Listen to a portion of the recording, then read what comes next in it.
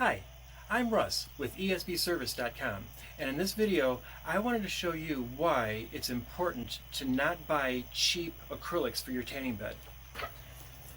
Here is an acrylic that you buy, say, like in the regular hardware store.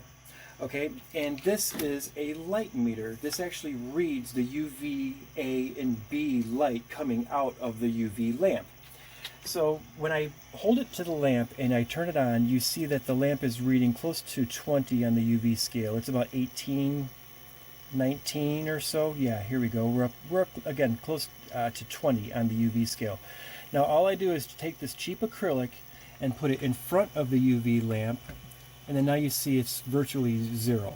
It's filtered out all, if not most, of the UV coming out of that lamp. And again, when I remove the acrylic, you see that the measurement goes up again. So what this acrylic is doing is it's actually filtering out that UV light. If you put an acrylic like this in your tanning bed, you're not going to have a tanning bed anymore. It'll basically just be a light fixture.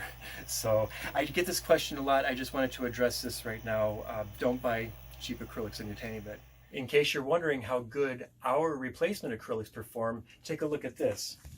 Here's a sample of our acrylic. And then here is the light meter, and I'm putting it right in between, and you can see that this acrylic it's hardly filtering any UV light out. Here it's reading 19.7. When I take the acrylic out, it's just right about the same here, you can see.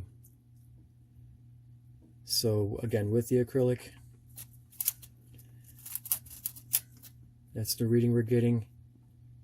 And then without. So that's the acrylic that we carry. If you like the video, please like, comment, and subscribe.